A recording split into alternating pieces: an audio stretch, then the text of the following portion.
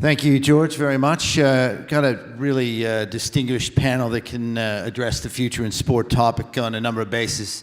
First of all, the head of sports partnerships for Southeast Asia and China at Twitter is Maurizio Barbieri. Come on up, sir. Group CEO and principal consultant at FOS Group, Theo Fotopoulos, is here. Partner commercial advisory at Deloitte, Kim Shilton. And the founder and CEO of Penso, Con Frantzeskos, is here as well. And we talk about future in sport. Obviously, our previous panel covered a number of topics, but really you can only scratch the surface with something like this. I was thinking before coming up here what a conference 20 years ago or 30 years ago would be saying about the future in sport and some of the innovations and things that have happened. Obviously, we're talking about things on the field, off the field. Roman alluded to the fact that the NFL is undergoing massive changes. What will that league look like in 20 years? 83-80, maybe a scoreline that you won't be amazed at in 20 years' time. Obviously, esports, something we'll touch on, I'm sure. That's something that will be a big part of this conference. But I wanted to kick off with something that Con mentioned in an email he sent to me, and I really love this idea. Neo-fandom, the idea that fans have really changed over the years, and I think that sort of impacts a lot of things about the future of sport. Thanks, Ed. Hi, everyone.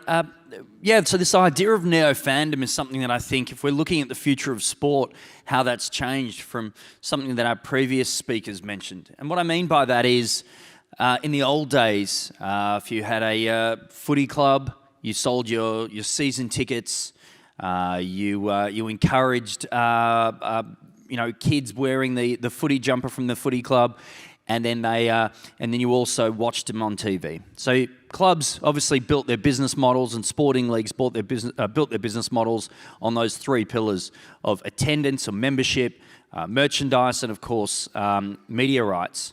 But what's happening now is this idea of neo-fandom, that there's a 10-year-old kid wearing a Steph Curry jersey and maybe watching some YouTube highlights of Cristiano Ronaldo, or this morning we were talking about Champions League, and then maybe going to a few footy matches here and there, and then maybe playing FIFA and playing any number of different teams on FIFA, but identifying as a kind of a fan of each of those particular clubs and organisations.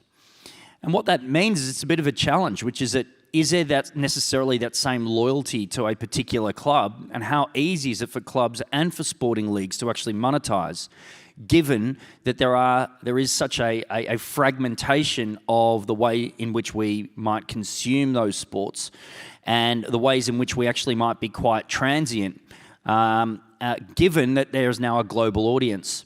And so what does that mean for example, the A-League, where it's not the Champions League, and it's not the EPL, it's not the Serie A, and does that then mean that local sports suffer because they don't have that same, global cachet? Or is it that, for example, Formula One ends up being far more dominant because of the scale and the global ability to invest in technology versus, say, the Australian V8 Championships? So this is what I think I'd suggest is causing a lot of issues, and will cause significantly more issues as we're seeing the 10-year-olds turn into 18-year-olds, or even more importantly, turn into 25-year-olds that actually do start investing in sports memberships and buying their media packages, or however they're doing it in the future. Yeah, I can relate to that. I understand it completely. My wife and her family, diehard Collingwood fans. My son's already flipped through 3 teams. He's 10 years old. He's already gone through 3 different clubs because he's looking at players. You know, he's West Coast because he likes Nick Nat Nui, that sort of thing. So I think we're going to see that in the future.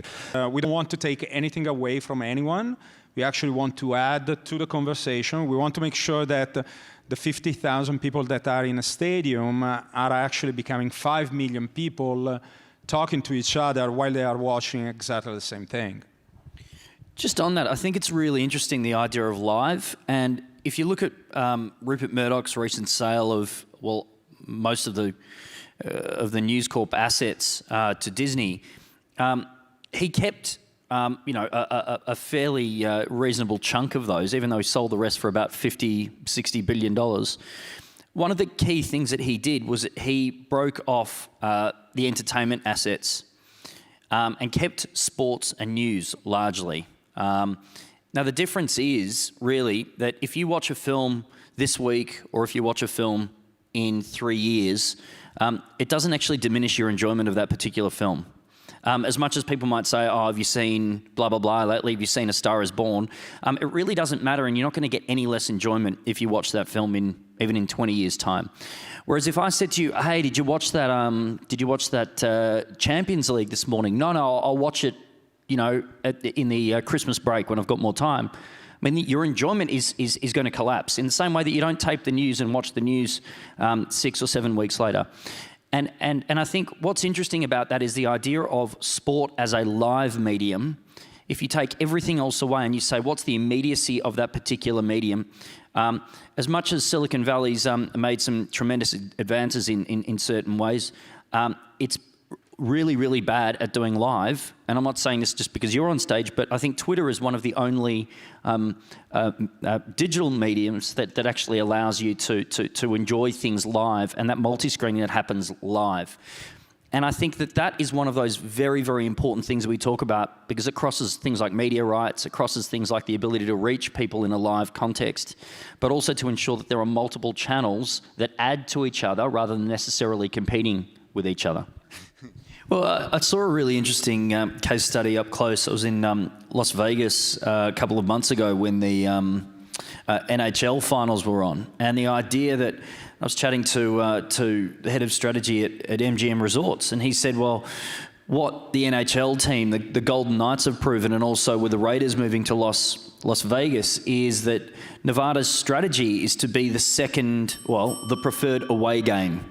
So as he said, if you've got, a man from Boston and he wants to see his team play, is he going to prefer to go to, say, I don't know, Green Bay, which I'm sure is a lovely place, or is he going to say, hey, listen, to his wife and family, hey, if I get my one weekend or my one away game a year, he's much going to prefer to go to Las Vegas than he is to go to, say, Wisconsin.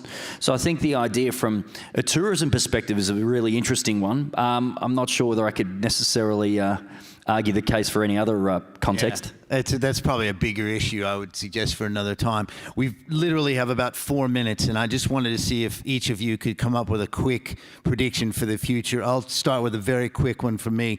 Baseball is going to undergo major changes in the next 20 years or so. The game is too slow. Kids are not following it. It's a very older fan base, so we're going to have to figure out a way to speed it up, make it more interesting to that 10-year-old.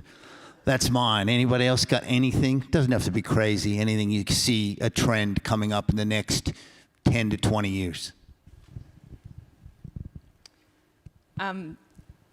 I think that sports are going to have to consider connecting with their kids in the time of disruption. You're going to have to connect with them, find them, bind them, and keep them over the long term.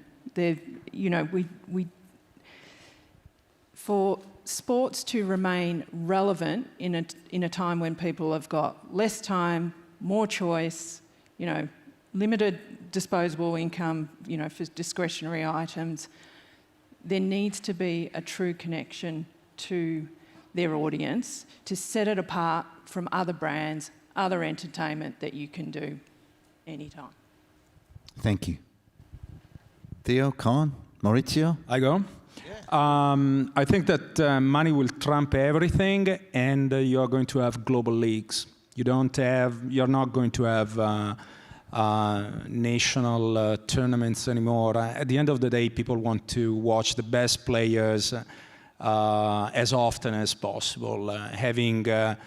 Talking about football here, European football here, having Cristiano Ronaldo, with all due respect to Sassuolo, but having Cristiano Ronaldo to play Sassuolo twice a year is just a waste of time and money.